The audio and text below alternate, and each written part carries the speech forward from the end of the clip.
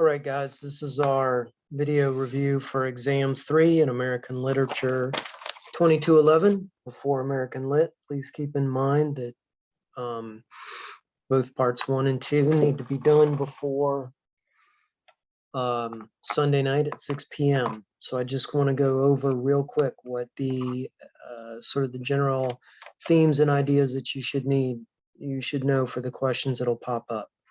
So first and foremost, start with Benito Cereno. The most important thing is you should remember about Captain Delano, and the whole point of the unreliable narration is to dramatize his prejudices, his inability to see the evil of slavery in the world. In terms of important scenes to keep in mind, you want to remember the shaving scene where Benito Cereno draws blood, where Babo draws blood from Benito Cereno, showing the power of violence that slavery has over the society.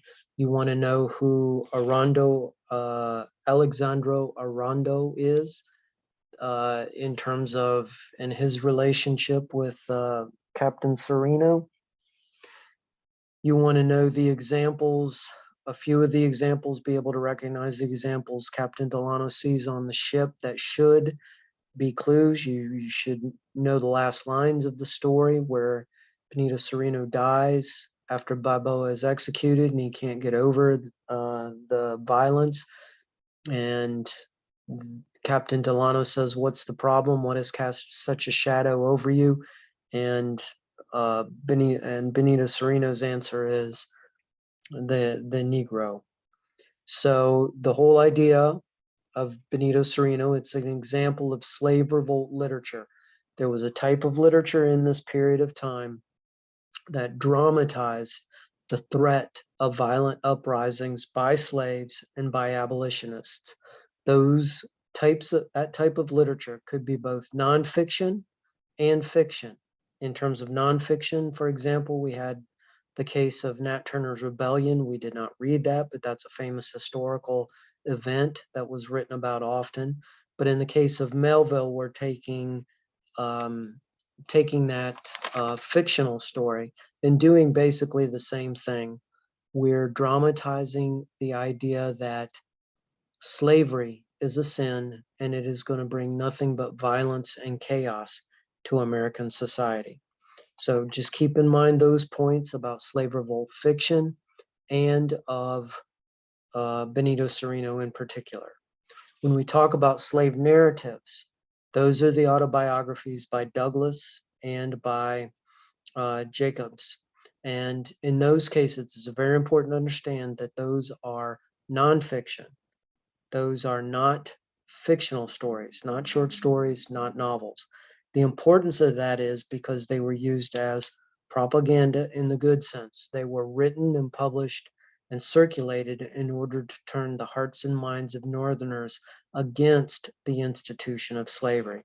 So you want to know the basic characteristics of slave narratives and be able to recognize those in Douglass and Jacobs. You want to know that slave narratives always begin with a preface by a white writer that sort of certifies the story, and because African Americans did not have the credibility in American society at that point. You want to, again, understand that they are nonfiction.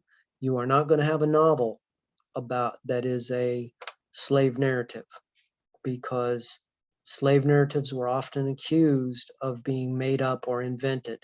So they worked overtime to prove that they were accurate, to prove they were nonfiction. You also want to know that slave narratives appeal very directly to the reader's emotions, often using direct addresses. Part of their messages is that slavery is as bad for whites as it is for blacks. It turns men into animals, and we see this in incidents in the life of Slave Girl with Dr. Flint, who becomes a sexual maniac, attempting to rape the heroine of that ordeal. We also want to, very important, we want to understand that slave narratives are critical of churches that support slavery. They are not critical of Christianity as a theology. They are critical of institutions that support slavery. They argue that the institutions have corrupted the message of the gospel. So that's non-narrative slave fiction. Then you have slave narratives, which are autobiographies. Again, Douglas and Jacobs are our examples of that. So what else should you know about both of them? One of the themes you always see in slave narratives is the effort to prevent Blacks from reading, from having access to books or to knowledge. You also want to understand the ways in which Douglas is very similar to Emerson and Thoreau. For all of the men in this period of writing, individuality is a key issue, but it is not defined as individuality. It is defined as manhood, as masculinity. So you want to make sure you understand that. In the opposite is for women like Harriet Jacobs, the emphasis is on the cult of true womanhood, of exemplifying those characteristics that prove that you are a real woman. And then the main characteristic of that, there's two of them. One of them is motherhood, and the other is empathy for other women's experience. All right. I think that's it for the, keep in mind again with Jacobs, a lot of that narrative is about how slavery gives white owners the opportunity to commit rape, and it turns there's the institution sort of creates the opportunity for the evil of lust to come through with white owners who think that slave women are property and that they can do with them what they want. But it's not just the conflict between slave women and male owners, it's also the conflict between slave owners and female owners. And the idea there is that the slave women tend to show the men, or tend to show the wives of the men that are trying to rape them, more empathy than they are offered themselves. And that's why they are the exemplars of the cult of true womanhood, or the idea of true femininity. All right. So from there we go to, let's see, 10, 11. Then we go to transcendentalism. You should know the basic definition of transcendentalism. You should understand how that sort of philosophy of self-development is like literary self-help in a lot of ways. In terms of, you want to know that it's based on feeling, on intuition, that it's about communing with nature, that it is against institutions. It promotes individuality as opposed to social institutions, which they say are corrupting. So in terms of Emerson, you should know the famous lines of Emerson. There's a line about about consistency as the hobgoblin of little minds, very famous phrase. You should know in terms of self-reliance, what he says, some of the kind of prayers that we make that keep us from acting out on our intuition. You want to know that they emphasize that Emerson emphasized originality in thought, intuition, feeling, but he was against things like prayers and especially regrets. Regrets were something that tied us to the past, and we needed to look forward. In terms of Thoreau, you want to know some of the basic images there of, or plot threads of his kind of libertarian dedication to living simply and living for himself. You want to know the relationship between the farmer that he tries to buy land from, know that he doesn't regret or resent the farmer for not selling it to him. He's happy just to imagine it. You also want to know what particular institutions that Thoreau rebelled against, or says that he could live without. Income tax is one. That's one of the ways in which he's libertarian. But also something as simple as the post office, which he felt was unnecessary. A lot of Thoreau was about going off in the woods and living as simply and as independently as possible. Kind of a pipe dream, quite honestly.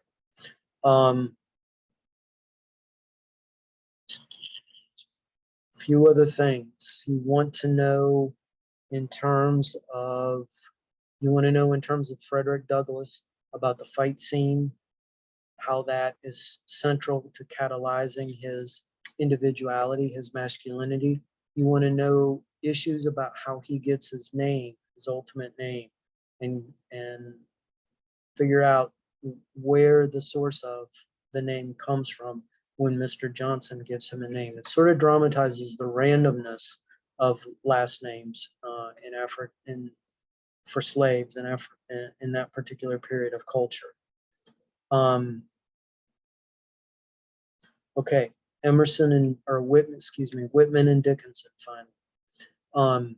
In terms of Whitman, you want to know the ways in which he's transcendentalist. You want to know the basic idea that Leaves of Grass celebrates democracy. That's why there's an epic catalog in it.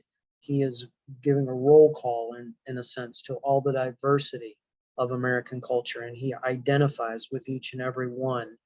He is the representative American because you are the representative American, and everybody else is as well. You want to know the scene about the 29 bathers and the idea that this woman feels a sort of natural feeling of sensuality and looking upon these young men who are swimming together. You want to understand sort of the sexual overtones of Song of Myself and the way that he is celebrating sensuality as natural and not something that we need to be ashamed of.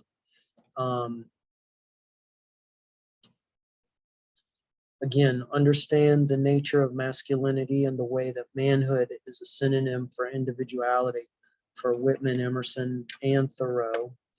You want to understand how Whitman presents himself as sort of a rough and tumble sort of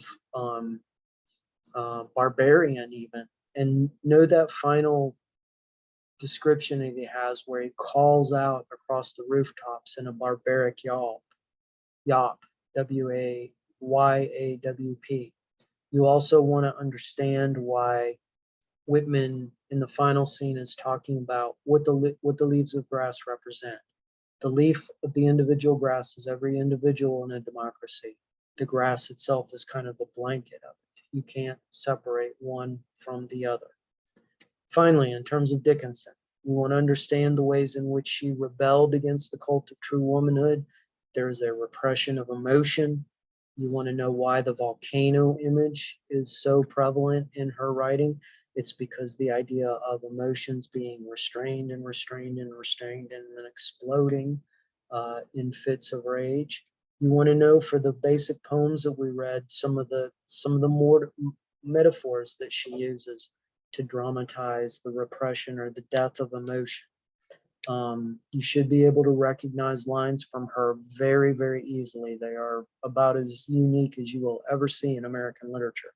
Short lines, lots of dashes. Keep in mind the metaphor of the gun and what that poem is essentially saying about the way that women can be used as weapons against other women, how that is not having power or agency or autonomy, but it's being used as a weapon. That's why that famous final line about I have the power to kill as a gun, but I don't have the power to die. I am just simply a tool. And that is Dickinson's sort of image of 19th century women being trapped as an instrument for men's power. All right, I think that's about it. Again, know the characteristics of slave revolt fiction or literature, which can be fiction and nonfiction. Benito Cereno is your example. Know the characteristics of slave narratives, which are autobiography, memoirs by escaped slaves. Those are always going to be nonfiction. Douglass and Jacob are examples of that. Get those genre differences down, because that's something that we've struggled with this semester, is we've been pretty loose on some of our descriptions of genre. To be able to define what transcendentalism is, understand the use of feeling and why it is tied to nature and why it is against social institutions. in Jacobs, know what the wormhole of retreat is. Know that that's her word for the attic that she goes in and hides in for 7 years. In Douglas, understand again the fight scene and the way that he discovers his individuality through that. Know the names in Benito Sereno. Know who Babo is. Know who Atufal is. Know who Alexandro Aranda is. Understand again, most everybody got it on the discussion question about Captain Delano's unreliable narration or unreliable perception. And then finally, for Dickinson and Whitman, understand the ways in which they're different. He's expansive. The energy in him tends to be centrifugal or push out. Dickinson tends to be more repressive. The energy for her flows inward and is more about the depth of emotion and experience. Otherwise, that should be it. If you have any specific questions, you can go ahead and give me a email and I'll be happy to answer them. Again, everything needs to be done by Sunday night at 6 p.m. for the exams. That's both for exam 3, parts 1 and 2, and for the makeup exam that I'm giving you an opportunity to earn 15 extra credit points for. Those are just simply questions from exams 1 and 2 that you may have missed. You should be able to recognize those immediately. In terms of that exam, only the correct answers will go on the end of your point total.